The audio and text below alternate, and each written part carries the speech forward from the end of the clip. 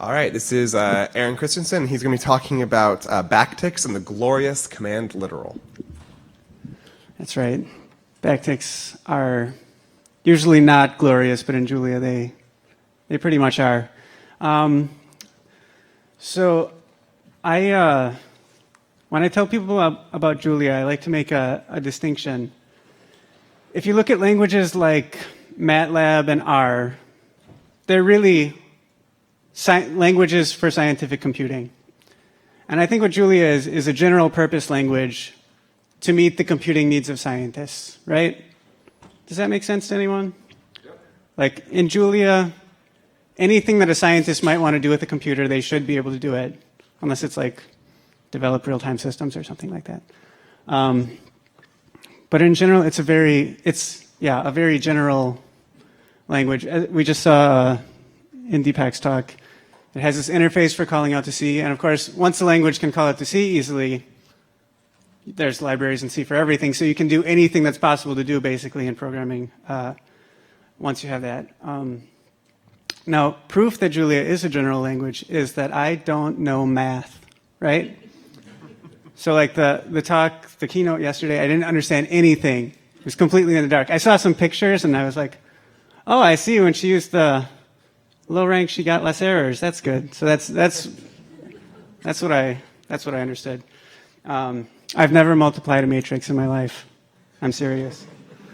But nonetheless, here I am talking at JuliaCon about some general programming features in Julia. All right. First, I'm going to do a demo. It's not going to be live because this is a 10-minute talk, so I make typos.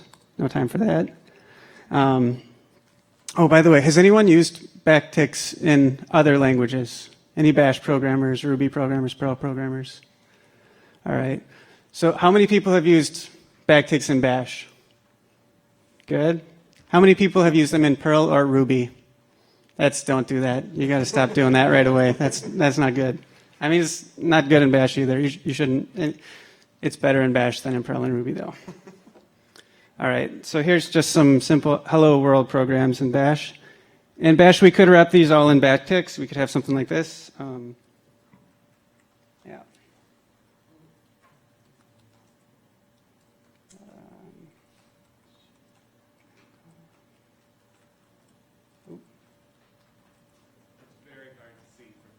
Okay. We can. That better? That's way better. Be prepared, right? So we could do this for every command we're wrapping in Bash, but it's semantically equivalent to not do this really. Or it's not semantically equivalent, but it's going to produce the same output every time. So I don't do that.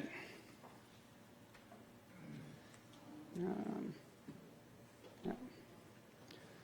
So echo hello bash, that's fine. Then we have the backticks in Ruby. In Ruby, as in Bash, the backticks return a string from the standard output of the process you launch. Yeah, so same output as expected. And then in Julia, this is a little bit different. Julia doesn't get you the string. Backticks do something a little bit different, which I'm going to cover. So we're just going to run the process for now and get the output we expect. Okay, now we're going to make it a little bit trickier. We've got a new line inside of our string in Bash. Does anybody know what's going to happen here?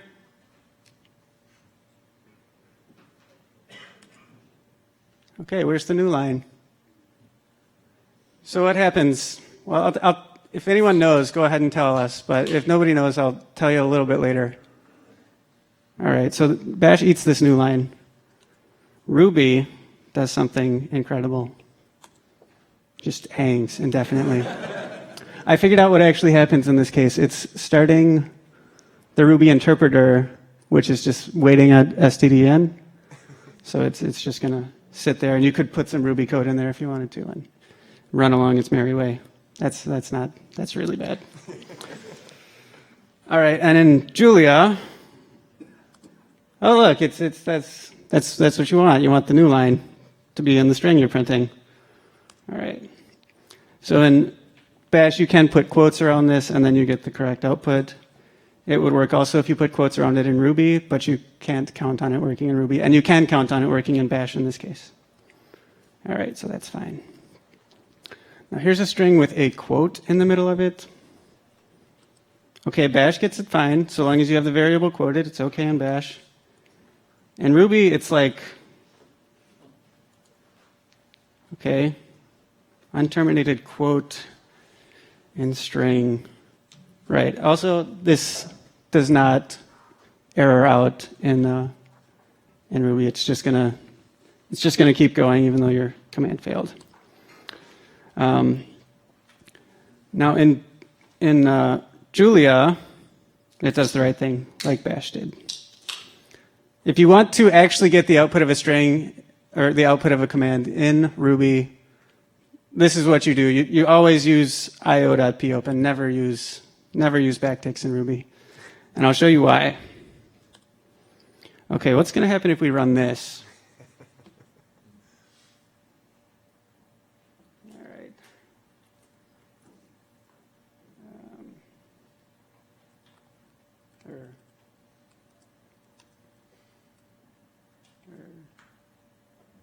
Yeah.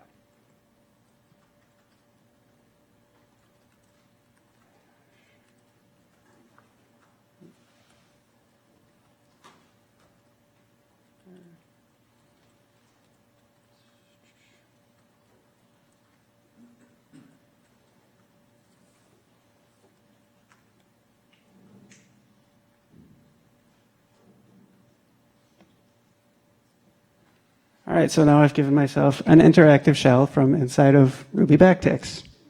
Now this can never happen in Julia. Almost never. It can almost never happen in Julia.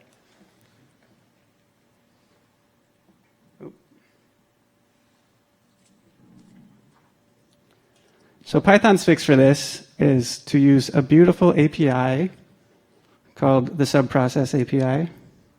And you can't get injection in Python either. You just have to remember to do subprocess.run, echo string, universal new lines equals true, stdout equals subprocess.pipe, dot stdout, and then you have the string, no problem, right?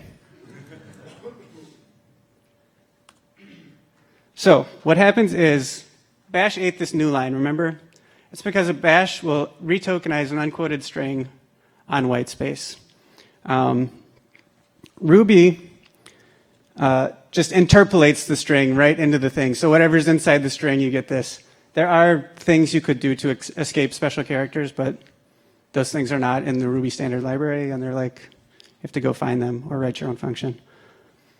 And Julia does something else completely, right? And Julia backticks create an object. So you have, you do this interpolation, and when you run it, it shows this backtip representation, and it's of the type command. And this is like an abstract representation of a command. That's why you have to do the run function in Julia to actually use it. And it has these fields: exec, ignore status flags, inv, dir. And the most important one here is exec. Is anyone familiar with the exec functions in C? Okay, yeah. So this is like how you run a process without a shell. When you give a command to a shell, internally it uses fork and exec to run that process. And in the Python interface, you also hand it a list of arguments. And in Ruby, if you're doing it properly with io.popen, it gets a list of arguments. And then you never give it a shell. And this is what you want to do when you're executing commands. But what Julia has is like it has a shell parser thing inside of the language itself. So it has its own shell mini language. So you can write things as if you're writing them in the shell with this sort of familiar bash syntax or whatever, but it will turn it into something safe, right? It does sort of the opposite of what Ruby and Perl do in this case. Now there are cases where you could have a shell, like if you're sending something to SSH, then you have to escape it. All right. Just some other tidbits. I have a bunch of tidbits, so I have like a flexible amount of time on this talk. But iterables do get expanded inside of the shell. So strings will never get expanded, but if you have like an iterable like this range, it will be expanded. And you can even generate Cartesian products like this, as you can in the shell. So if we have our two ranges, and we can make but it's a product of the strings, not a mathematical product. Right.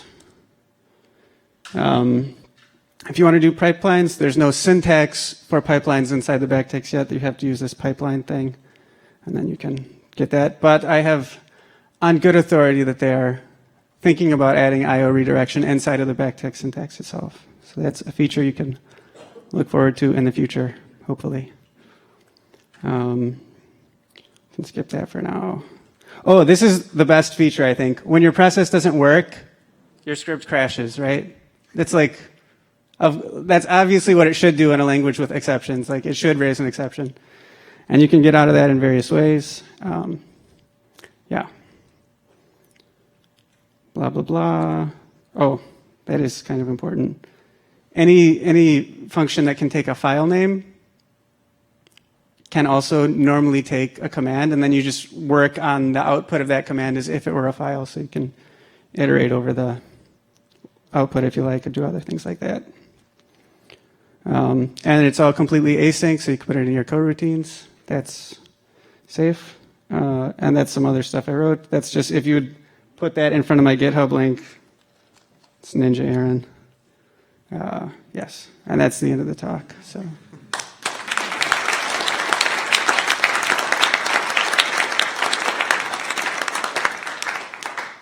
if you would go to the page of this, and I think if you click on repositories, it should be the first one, because I just pushed something to it.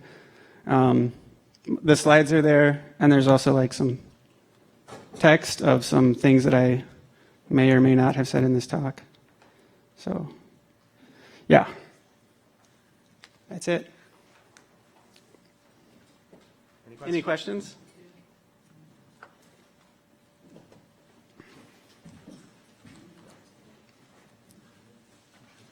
So maybe I missed this, but and you mentioned it already, but there is a flaw in this whole business of exporting things and using exec, and that is on Windows.